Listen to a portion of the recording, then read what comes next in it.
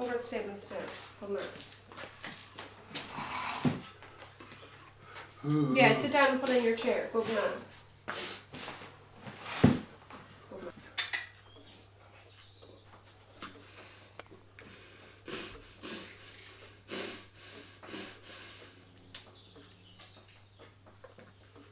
The first day he came, well, it created a bit of excitement around here. I was just interested to see what the reaction was and how he dealt with his new surroundings. But shortly after walking around the house, he headed for one of the meadows. And he walked around that on several occasions. But he stopped, anytime he stopped, it was to smell the plants.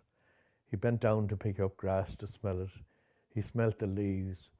He looked around at all the different things that was around the place, and it reminded me of a man that just got his sight back for the first time. He had seen a lot of things, obviously, that he wasn't familiar with, and for days and days, he was always in that field, and he wore a path around it. And it was bare to the ground, grass didn't grow.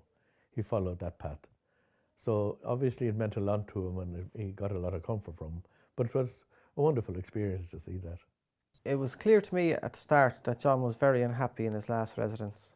I spent a lot of time getting to know John, but I couldn't see the man I had been warned about every day we left his last house. The man that you had to have emergency sedation no matter where you travelled.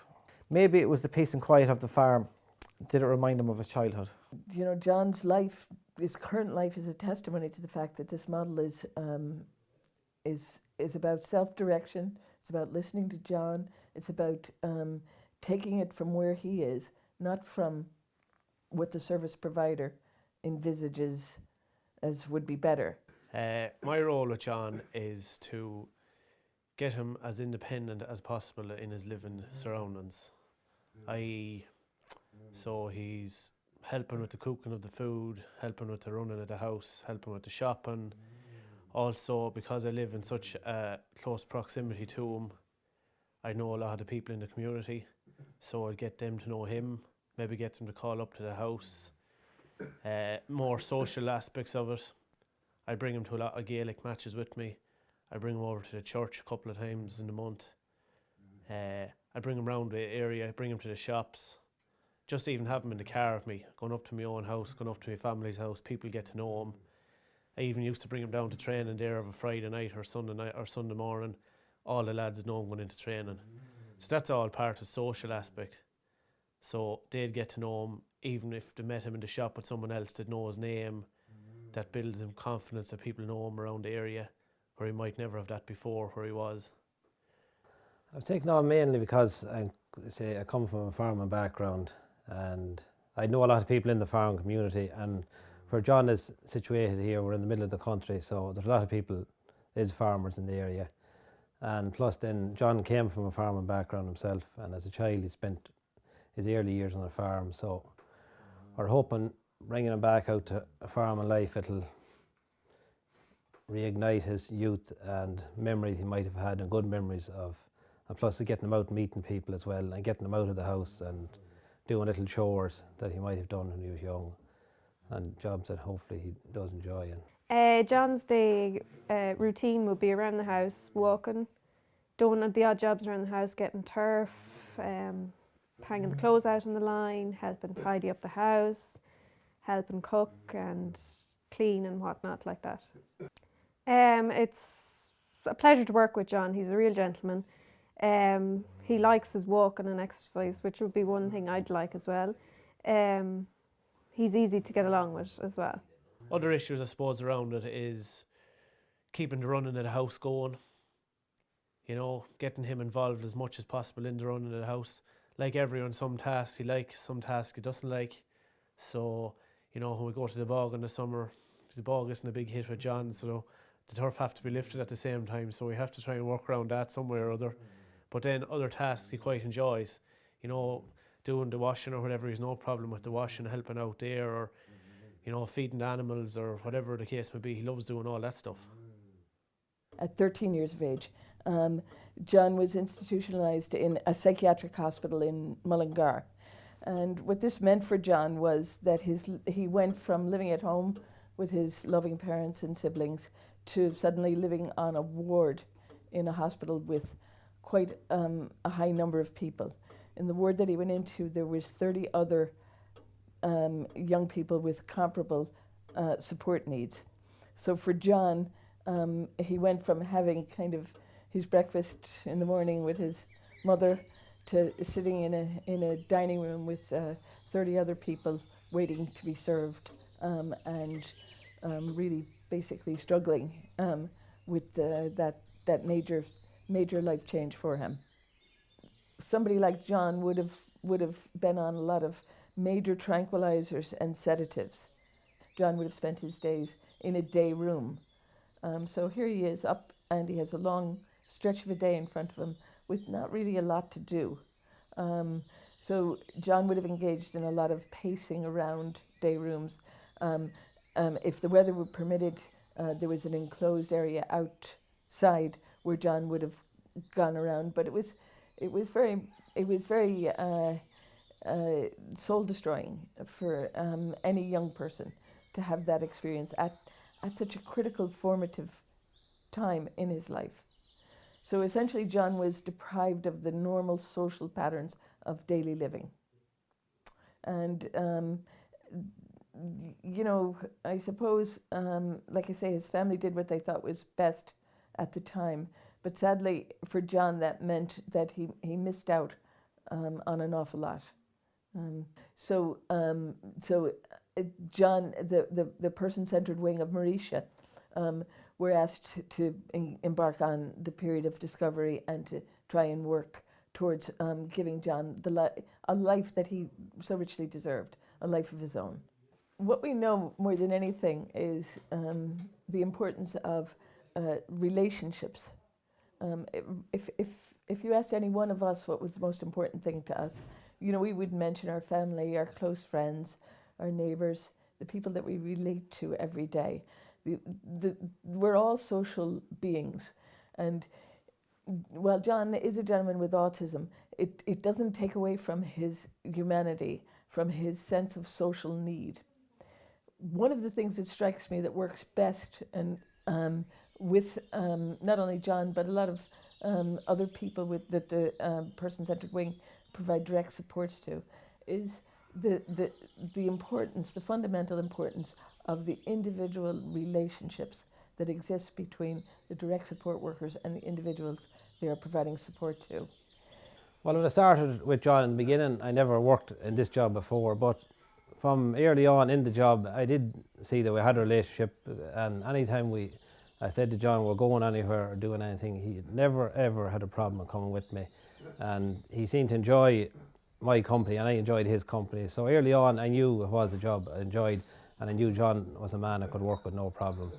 So I think that John, I think it's the jobs that we do together is part of why he enjoys being with me. Plus then little things we do together, we have a relationship together, so it works for both of us. Now most of us get our identity from our peer group. Can you imagine a normal 12, 13, 14-year-old, playing football, going out with his mates, doing things in the community. John was deprived of all of those normal, everyday family life and community life activities. Everything that he experienced was in the context of a psychiatric service. Yes, I was. Like any job, I was apprehensive. But John was an adult compared to kids, which I would be used to. But he's my gentle giant, as I just see him. He's a pure gent, and he's easy to work with. Okay, John doesn't say any emphasis on the gender of a person. It's more so the personality of the person. He takes heed of, and he gets on with you or he doesn't get on with you. It's a simple way of saying it. There's one thing from the beginning that knowing from an autistic person that they need to be with people they know and do the same thing. So it's important that he has the same staff. And we're getting to know staff and we're getting to know what they're getting to know him better. So even though it seems 2 years seems like a long time, It's not in his life because of the last 30 where he had been. The individual relationship is what what really makes it work, because people have the time to invest in not only getting to know the person, but getting to anticipate their needs, getting to know them in a way that is inspiring, because what you see is a mutual regard. The relationship is reciprocal. You can see it in the way they interact, the way they affirm one another, the way their body language, their you know, the simplicity and the ease in with which they conduct their lives. So little things like having a cup of tea, lighting a cigarette, going for a walk, just hanging out with somebody, sitting on the couch with them, doesn't become a job, it becomes a pleasure. So that staff aren't typically sitting there looking at their watches and wondering, like, gee, let's see, I only have 2 more hours and I can go home. The day passes quickly because they're enjoying it, because they enjoy what they're doing and they enjoy being with in this case, John, you know.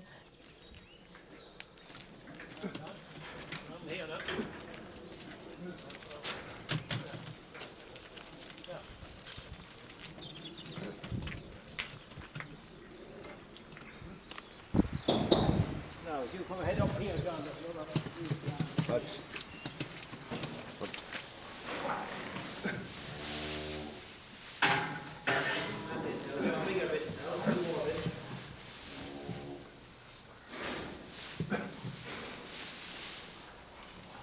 Well, first of all, we had pigs here. Seventon and John's family, they said that they had pigs when they were young, and John used to enjoy playing with the pigs. So on the farm here, on John's own farm, last summer, like, we bought 2 pigs. And from working with the pigs, letting them out around the yard, you used to see John, when they'd run, he'd laugh, and like we could see that he had some memories of the pigs when he was young. And plus then we'd be cleaning them out with the wheelbarrow and getting straw. He used to enjoy working with the pigs and getting the wheelbarrow, and if you sent him, it didn't matter where the wheelbarrow was, you told John go and get it. He knew what it was, and he enjoyed it. He went off and got it, got the shovel, cleaned them out and pushed it around the yard. From that then, I used to often have to go down home and odd evening, just maybe to check the cattle. So I used to bring John with me, and when I went into the yard the first few times, I seen he had an interest in looking at cattle and looking in at young calves and walk around them. And he was always very happy. And John, as we all know, liked cigarettes. But when we were down there, we often went 2 or 3 hours and he wouldn't even look for one because he was that happy and his mind had taken off other things, cigarettes and home, that he was happy at that and out in the country environment. So that's how it started, so getting John ready for going out into the public. Well, Jerry Hagan is a local farmer here that I knew previous to coming up here. So I went to Jerry and asked him would it be okay if we brought John up to work on the farm. So we went up 2 or 3 times first and met Jerry's mother, and it went well. So then Jerry said that he had no problem with John and me going up. So every second Monday and some evenings we were working here, me and John go up and do 1 or 2 hours work in with the sheep and clean out the sheep. And we made up sheep pens for Jerry in a shed there, fixing the wall. And John helped bring in tools and all that. But when he's up there, he's very happy, and they're very happy to have us up there working as well. So it's working out for everybody. Myself and Charlie come down here on a weekly basis, and John likes the interaction with the animals.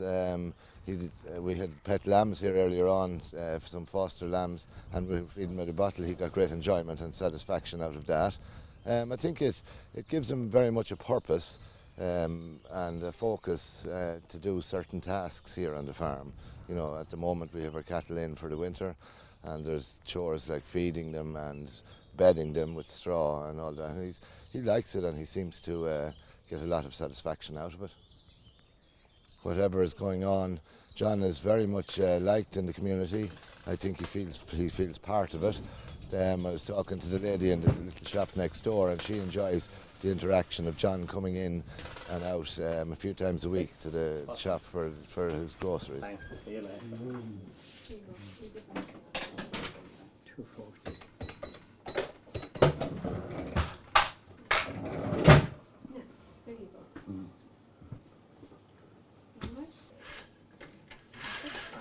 That's the John we were talking about. Yeah, John, here. You've changed, John. Thank you. Thank you. It took until 2012, 23 years, for John to move to a community-based setting. So in 2012, when Lochshiver Centre closed, he moved to a community residence in Beachlawns. Now, that was a big improvement to John's quality of life. You know, he, instead of living on a ward with 16 people, he was living with 2 other gentlemen. The 2 other gentlemen that he was living with also had similar needs to John's. So staff struggled to understand John because they were working so hard on trying to juggle the 3 balls in the air, meeting the needs of those other 2 men who were very comparable to John. I suppose it was a naive assumption that John was just going to settle in after, you know, so many years of institutional care and just be a happy camper in a community residence. We know that John is, you know, can be very difficult, because if John wasn't difficult, my mum would never have let him go into institutionalisation at the beginning. So that's it, you know, that says it all. So he spent years there, and he's come out from being institutionalised for, what, 30 years? I suppose the main challenge with John is he has behaviours on occasion. They could stem from sickness, they could stem from cigarettes. Cigarettes is a major part to play in his life. So if he feels that he wasn't getting enough cigarettes, or that he was overdue cigarettes, or there was something wrong, that he needed more cigarettes, he may have behaviours. This all has to be taken into account when we go to things like football matches and trainings and out to the church and out to the shop. If he's in not so good form, we may have to think that again. You know, if it's a case of only going for a litre of milk, if he's not in great humour, the milk might have to be put off. No, so they're the things you have to take into consideration when you're dealing with him. Another thing that happened in a lot of psychiatric hospitals is that cigarettes were given almost as almost a sedative. Challenges a lot with John are his health and his cigarettes. His health, we just have to monitor it very carefully, and if he is unwell, we have an outburst, so we have to keep an eye on it. And his cigarettes he loves, and we just have to, it's a challenge even taking him down off cigarettes, but we get through them. And John became addicted to cigarettes from an early age.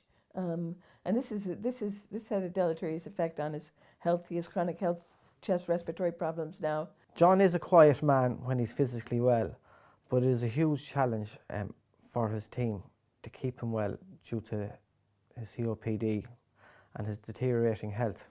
As his health will deteriorate, and we are constantly looking at better ways to support John.